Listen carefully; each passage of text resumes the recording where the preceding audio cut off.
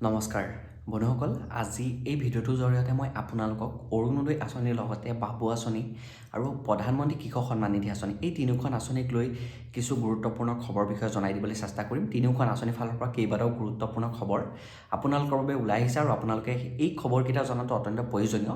গতিকে আজি আমাৰ এই ভিডিঅ'টোৰ জৰিয়তে আপুনি সকলোখিনি খবৰ বিষয়ে জানিব পাৰিব।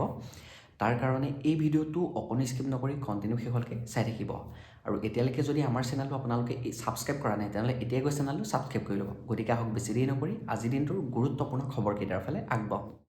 বন্ধুসকল, মই আপোনালোকক আগৰ ভিডিঅ'টোৰ জৰিয়তে জনাই দিছিলোঁ যে যিসকল ছাত্ৰ ছাত্ৰীয়ে এইবাৰ গ্ৰেজুৱেশ্যন কৰি পেলাই ঘৰতে আছে সেইসকলক আমাৰ অসম চৰকাৰে জীৱন প্ৰেৰণা আঁচনিখনৰ জৰিয়তে অহা 10 ফেব্ৰুৱাৰী তাৰিখে তেওঁলোকৰ যিটো এককালীন সাহাৰ্য হয় সেইটো আগবঢ়াব। কিন্তু বহুতে ভাবি লৈছে যে সেই জীৱন প্ৰেৰণা আঁচনিখনকে বাবু আঁচনি বুলি ভাবি লৈছে। বাবু আঁচনিখন সম্পূৰ্ণ পৃথক হয়। যিসকল ছাত্ৰই গ্ৰেজুৱেশ্যন এইবাৰ কৰি আছে বা যিসকল ছাত্ৰই এইবাৰ তেওঁলোকে গ্ৰেজুৱেশ্যন কমপ্লিট কৰি পেলাই তেওঁলোকে স্নাতকোত্তৰত পঢ়ি আছে সেইসকলে এই বাবু আঁচনিৰ অধীনত টকাসমূহ লাভ কৰিব পাৰিব। আৰু তাৰ কাৰণে যিসমূহ বিদ্যালয় হয়, মহাবিদ্যালয় হয় বা বিশ্ববিদ্যালয় ইয়াত আবেদন প্ৰক্ৰিয়াৰ যিসমূহ প্ৰপত্ৰ হয় সেইসমূহ আমাৰ অসম চৰকাৰে প্ৰপত্ৰসমূহ পঠাই দিছিলে। আৰু সেই মহাবিদ্যালয় আৰু বিশ্ববিদ্যালয়ৰ থ্ৰুৱেদি যিসকল ছাত্ৰই এইবাৰ গ্ৰেজুৱেশ্যন কৰি আছে বা গ্ৰেজুৱেশ্যন কমপ্লিট কৰি তেওঁলোকে ইউনিভাৰ্চিটিত পঢ়ি আছে সেইসকলক যি বাবু আঁচনিৰ সাহাৰ্য হয় সেইসমূহ প্ৰদান কৰিব বুলি ঘোষণা কৰিছিলে। আৰু বহুতে এই জীৱন প্ৰেৰণা আঁচনিখনকে বাবু আঁচনি বুলি ভাবি লৈছে। সম্পূৰ্ণ দুইখন আঁচনি বেলেগ বেলেগ হয়। জীৱন প্ৰেৰণাখন হ'ল গ্ৰেজুৱেশ্যন কমপ্লিট কৰি ঘৰতে থকা আৰু বাবু আঁচনিখন হ'ল যিসকলে পঢ়ি আছে। আৰু বাবু আঁচনিখন অকল ছাত্ৰসকলৰ বাবে আৰু জীৱন প্ৰেৰণাখন হ'ল ছাত্ৰ ছাত্ৰী সকলোৰে বাবে। আৰু এই বাবু আঁচনিত বৰ্তমান আবেদন প্ৰক্ৰিয়া আমাৰ অসম চৰকাৰে মুকলি কৰি দিছে। আপোনালোকে যদি এতিয়ালৈকে আবেদন প্ৰক্ৰিয়া কৰা নাই বা আপোনাৰ ল'ৰাটোৱে যদি আবেদন প্ৰক্ৰিয়া কৰা নাই তেনেহ'লে বিশ্ববিদ্যালয় বা যি মহাবিদ্যালয় হয় তাত যোগাযোগ কৰি পেলাই এই বাবু আঁচনিৰ প্ৰপত্ৰসমূহ সংগ্ৰহ কৰি সেই তাতেই প্ৰপত্ৰসমূহ পুনৰ ৰিটাৰ্ণ কৰিব লাগিব। আৰু আবেদন প্ৰক্ৰিয়া কৰিবলৈ হ'লে বহুখিনি ক্ৰাইটেৰিয়া আছে। মই আগৰ ভিডিঅ' এটাৰ জৰিয়তে আপোনালোকক জনাই দিছিলোঁ।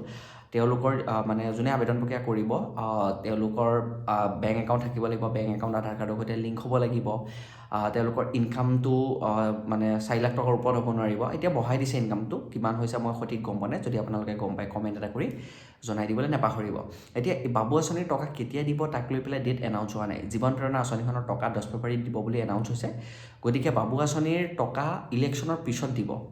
বৰ্তমান যিহেতু আবেদন প্ৰক্ৰিয়া হৈ আছে, আবেদন প্ৰক্ৰিয়া কমপ্লিট হোৱাৰ পিছত ভেৰিফাই কৰিব। তাৰপিছতে এই আঁচনিখনৰ টকাসমূহ আমাৰ অসম চৰকাৰে প্ৰদান কৰিব। এতিয়ালৈকে একো ধৰণৰ এই বাবু আঁচনিক লৈ টকা কেতিয়া দিব অফিচিয়েল ডেট এনাউন্স হোৱা নাই। আৰু বৰ্তমান আবেদন প্ৰক্ৰিয়া হৈ আছে। আপোনালোকে আবেদন প্ৰক্ৰিয়া কৰিছে নে নাই কমেণ্ট এটা কৰি জনাই দিবলৈ নাপাহৰিব। এতিয়া বন্ধুসকল আগবাঢ়িছোঁ পিছৰ গুৰুত্বপূৰ্ণ খবৰলৈ। এই খবৰটো আহিছে প্ৰধানমন্ত্ৰী কৃষক সন্মান নিধি আঁচনিখনক লৈ পেলাই।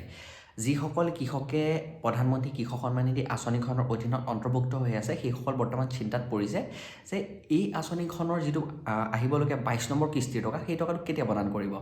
এতিয়া মই আপোনালোকক জনাই দিওঁ যে বন্ধুসকল মোৰ ওচৰত যিটো খবৰ আহি পৰিছে মই তাৰ ভিত্তিতহে আপোনালোকক জনাই দিব বিচাৰিছোঁ। আমাৰ অসমত যিহেতু এপ্ৰিল মাহত বা মাৰ্চ মাহৰ শেষৰ ফালে ইলেকশ্যন হ'বলৈ গৈ আছে, বিধানসভা নিৰ্বাচন। আৰু সেই বিধানসভা নিৰ্বাচনৰ কাৰণে ফেব্ৰুৱাৰীৰ শেষৰ ফালে হয়তো নিৰ্বাচন আয়োগৰ যি নীতি নিয়ম হয় সেইসমূহ লাগি যাব। আৰু সেই সময়ত আমাৰ অসমত যিসমূহ আঁচনি আছে সেই আঁচনিৰ টকাসমূহ চৰকাৰে প্ৰদান কৰিব নোৱাৰে। আৰু এই কোৰ্টৰ কণ্ডাক্ট লগাৰ আগতেই এই প্ৰধানমন্ত্ৰী কৃষক সন্মান নিধি আঁচনিখনৰ পইচাটো মুকলি কৰি দিয়াৰ পূৰ্ণ সম্ভাৱনা আছে। আমাৰ অসমতেই নহয় বা নৰ্থ ইষ্টতে নহওক বা যিকেইখন ৰাজ্যতে ইলেকশ্যন হ'ব সেইকেইখন আগতীয়াকৈ মুকলি কৰি দিয়াৰ এটা সম্ভাৱনা আছে। কিন্তু এটা ভিত্তিক খবৰ পাইছোঁ যে এইকেইখন ষ্টেটতে নহয় সকলো ষ্টেটতে এই পইচাটো মুকলি কৰি দিব। আৰু তাৰ কাৰণে যিসকল কৃষকে EKYC কৰা নাই তেওঁলোকক EKYC কৰিবলৈ বাৰম্বাৰ আহ্বান জনাই আছে। তেওঁলোকৰ EKYC মাটি ডিটেইলছ আপডেট, বেংক একাউণ্ট, আধাৰ কাৰ্ডৰ সৈতে লিংক এই কামসমূহ কৰিবলৈ আমাৰ কেন্দ্ৰীয় চৰকাৰে আহ্বান জনাই আছে। আৰু মাজে মাজে আমাৰ অসমৰ কৃষি বিভাগেও বিভিন্ন জেগাত গৈ পেলাই সজাগতা সভা আয়োজন কৰিছে। আৰু আপোনালোকে এই কামসমূহ কৰিছে নে নাই, কমপ্লিট কৰিছে নে নাই ভিডিঅ' কমেণ্ট বক্সত এটা কমেণ্ট কৰি জনাই দিবলৈ নাপাহৰিব। যদি আপুনি এই কামসমূহ এতিয়ালৈকে কৰা নাই তেনেহ'লে এগ্ৰিকালচাৰ অফিচত গৈ বা আপোনালোকে গ্ৰাম সেৱকৰ লগত যোগাযোগ কৰি কামসমূহ কমপ্লিট কৰক। আৰু যদি আপোনালোকে এই কামসমূহ কৰিছিলে তেনেহ'লে আপোনাৰ কামসমূহ কমপ্লিট হ'ল নে নাই, আপোনাৰ এই তিনিওটা কাম সঠিকভাৱে হৈ আহিলে নাই সেইসমূহ আপুনি গৈ পেলাই চেক কৰি আহিবগৈ এই কাৰ্যালয়সমূহত গৈ পেলাই, বা আপুনি নিজেও PM কিষাণ সন্মান নিধিৰ ৱেবছাইটত গৈ হওক বা যিটো এপ্লিকেশ্যন আছে তাত গৈ পেলাই বেনিফিচিয়াৰী ষ্টেটাছটো চেক কৰিলে আপুনি সকলোখিনি জানিব পাৰিব। তাত যদি আপোনাৰ তিনিওটা অপশ্যন ইয়েছ হৈ আছে, আপুনি যদি পাবলগীয়া এগৰাকী উপযুক্ত হিতাধিকাৰী হয়, তেনেহ'লে নিশ্চিন্ত মনে থাকক। আপুনি আগতে যিটো কিস্তিৰ পৰা টকা পাবলৈ বাকী আছিলে সেই কিস্তিৰ পৰা এতিয়া গোটেইকেইটা কিস্তিৰ টকা একেলগে লাভ কৰিব। আৰু যদি আপোনালোকে যোৱাবাৰ যিটো 21 নম্বৰ কিস্তি হয় বা 20 নম্বৰ কিস্তি হয় সেই টকাসমূহ যদি লাভ কৰিছিলে, তেনেহ'লে আপুনি চিন্তা কৰিব নালাগে, আপোনাৰ সকলোখিনি কাম ইতিমধ্যে কমপ্লিট হৈ আছে। আপুনি 22 নম্বৰ কিস্তিৰ টকা দিয়াৰ লগে লগে আপোনাৰ বেংক একাউণ্টত লাভ কৰিব। গতিকে আপোনালোকে এই কামসমূহ কমপ্লিট কৰিছে নে নাই ভিডিঅ'ৰ কমেণ্ট বক্সত কমেণ্ট কৰি জনাই দিব নাপাহৰিব। আৰু প্ৰধানমন্ত্ৰী কৃষক সন্মান নিধি আঁচনিখনৰ পইচা ফেব্ৰুৱাৰী মাহৰ প্ৰথম সপ্তাহতে বা ফেব্ৰুৱাৰী 15-20 তাৰিখৰ ভিতৰত সোমাই যাব। মানে ইলেকশ্যনৰ যিটো কণ্ডাক্ট লাগিব ইলেকশ্যন বিধিৰ, সেই ইলেকশ্যন কণ্ডাক্ট লগাৰ আগতেই আমাৰ অসমত PM কিষাণ সন্মান নিধিৰ হিতাধিকাৰীসকলে পইচাটো পোৱাৰ পুনৰ সম্ভাৱনা আছে।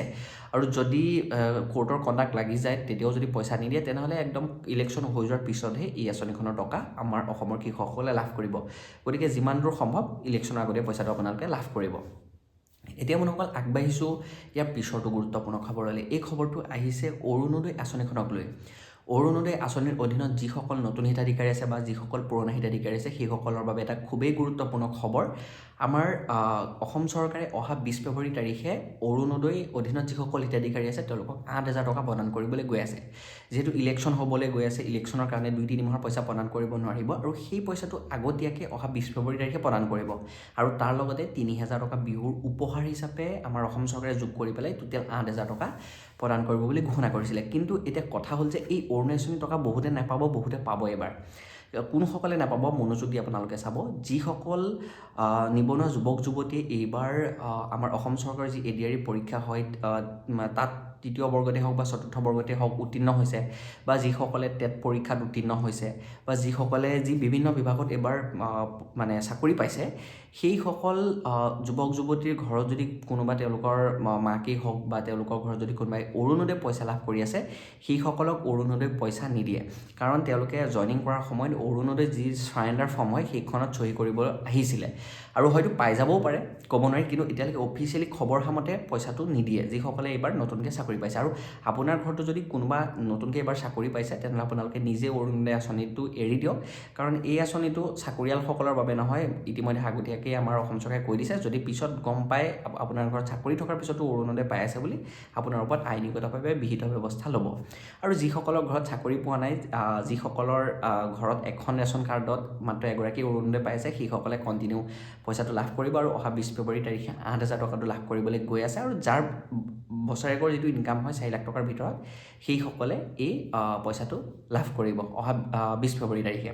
গতিকে আপোনালোকে কমেণ্ট কৰি জনাই দিব নাপাহৰিব যে আপোনালোকে পইচাটো পাবনে নাই, বা ইয়াৰ আগতে আপুনি পইচাটো পাইছিলে নাই। যদি ইয়াৰ আগতে আপুনি পইচাটো পাইছিলে, তেনেহ'লে নিশ্চিন্ত মনে থাকক, এইবাৰো পইচা আপোনাৰ বেংক একাউণ্টত 20 তাৰিখে সোমাবলৈ গৈ আছে।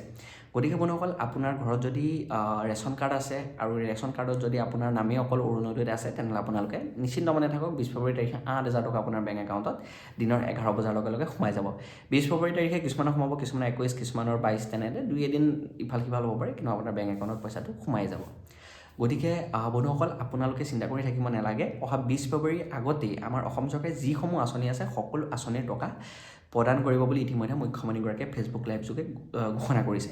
গতিকে আপোনালোকে যদি চিন্তা কৰি আছে, এতিয়া আৰু চিন্তা কৰি থকাৰ প্ৰয়োজন নাই। মই আপোনালোকক আজি এই ভিডিঅ'টোৰ জৰিয়তে এই আঁচনি তিনিখনক লৈ যিসমূহ গুৰুত্বপূৰ্ণ খবৰ মোৰ ওচৰত আছিলে, মই ভিডিঅ'টোৰ জৰিয়তে জনাই দিব চেষ্টা কৰিছোঁ।